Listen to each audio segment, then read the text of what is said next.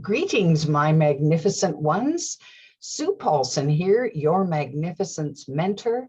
Welcome to Tea with Sue. Today, I titled this one, Have You Lost Your Marbles? Well, I'll explain in a minute what I mean by that and why I'm asking that question. You'll notice the balloons in behind me. Well, we had a birthday celebration combined for a 5-year-old and a 2-year-old. And quite honestly, it's my birthday month. And so I was celebrating too. So I have this plethora of balloons in my living room. The kids took whatever balloons they wanted, and I was still left with an abundance.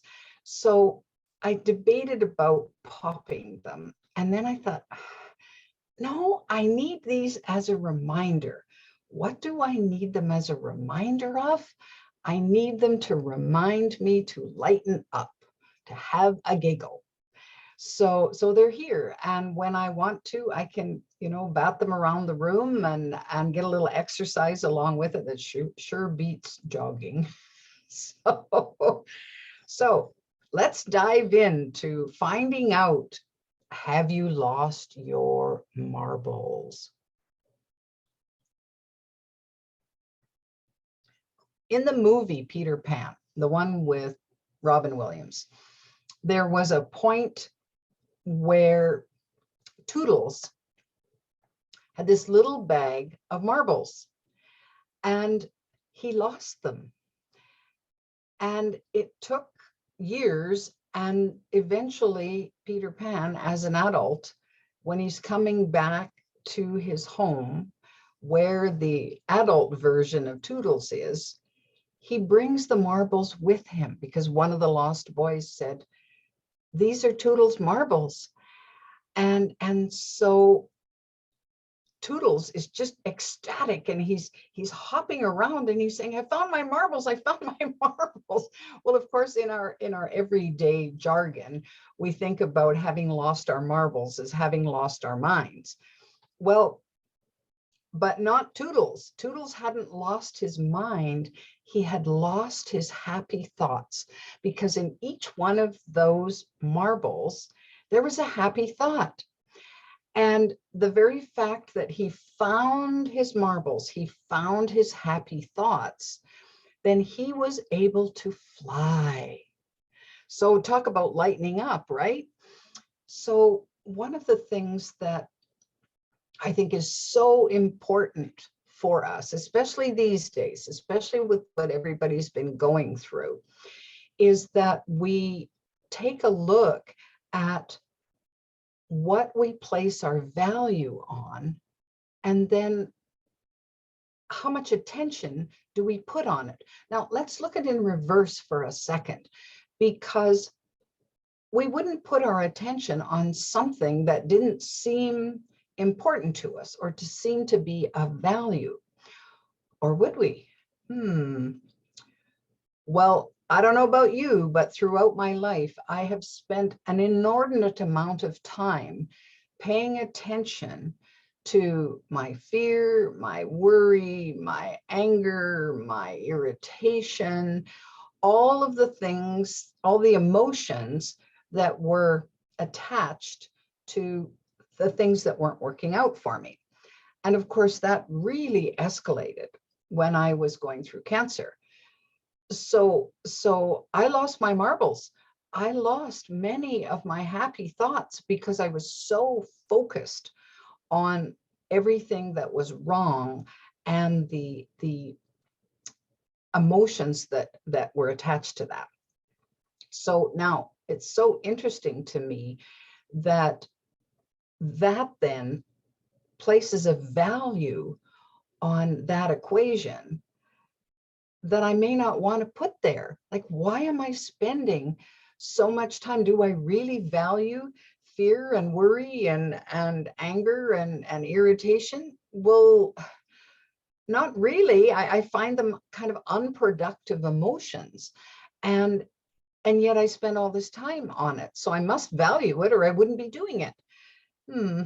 So how do we make the switch? How do we turn that around and say, whoa, this is weighing me down and weighing me down and weighing me down and weighing me down. And it's not helping me. It's not helping me. And in fact, physiologically, the stress of all of that leaks into the body, and then it sits there in the tissue. And we have problems with it as a result. Maybe we have backaches, maybe we have aches and pains all over, maybe some of our body parts aren't functioning as well as they could. Well, an awful lot of that can be tracked directly back to the stress of living, the stress of placing too much value and too much attention on things that don't serve us. And maybe we have relationships in our lives that are very toxic, that aren't serving us really, except to keep us stuck, to keep us exactly where we are, in fear mode, in anger mode, and so on. Well, I don't want life like that. I don't want to go there. And if you don't want to go there, then it's time to take a look at that whole picture and say, well, if that isn't heaven on earth, if that's kind of hell on earth, which I created, then how do I get myself out of it? How do I dig myself out, or crawl up out of the trench, or whatever? Or if it's feeling anchored, how do I let go? How do I release some of that so there's room and space for the opposite? Well, we don't have to look any farther for examples of this than kids. Go to the playground and watch them. They are happy, they're carefree, they're joyful, they're exuberant, they're excited, and they're light, right? And they bring light, right? So not a whole lot of light comes in when you're fearful and angry. So, but a lot of light comes in, and you can let your light shine when you bring in that joyful countenance. Well, we all started out as kids, and we have that in us. So it's kind of part of our nature as children of God to have that lighthearted approach to life. But somehow, through training, through other people telling us how we should live and what to do, and oh, well, life is hard, it's a grind, and you need to stay focused on what you're doing day to day, putting one foot in front of the other, and no, don't be making time for having fun. Well, okay, as an adult, well, you can go to the bar and get blind drunk, and oh, that'll be fun until the next day. And or you can, get involved in some of those substances that will make you feel happy temporarily, or at least the delusion of you feeling happy, and then the sabotage sets in. Well, I don't want that for me. And I certainly don't want it for you, because you're more magnificent than that. You deserve everything that is beautiful and wonderful and related to love, not that other stuff. So instead of dragging it along with you, isn't it time to look for your happy thoughts, to look for those little gems, those little marbles that just give you the brightness of the day? Usually it's simple stuff. So why do we surround ourselves with pictures and mementos and things that, butterflies for me, why do I have butterflies in my office? Because they symbolize freedom. They symbolize that ability to soar and uplift. So if I look up in the sky and there's an airplane flying overhead, I have so many wonderful memories of flying that I just get joyful, and I'm not even on the plane. I'm right here on the ground. So it's that it doesn't take much to reach for a happy thought. And it could be as simple as looking out the window, and the birds were chirping this morning, and I'm going, oh, it's spring. And I heard my first geese overhead honking. And I go, yes, they're coming back. And so so it's that ability to focus on what has brought you joy in the past and what still does bring you joy. So balloons still bring me joy, and watching my granddaughters play with them, and we bat them back and forth and giggle about where balloons go, because they're unpredictable. You have no idea where they're going to go. So that makes me happy. I have one of those little salt lamps in the back. Well, a dear friend gave that to me as a gift. So every time I look at it, I'm going, ah, it just fills that little well of happiness. So there are my marbles, right? I found them. I'd misplaced them for a while, and allowed myself the doom and gloom and all of that. And not that any of that's quotes bad or wrong.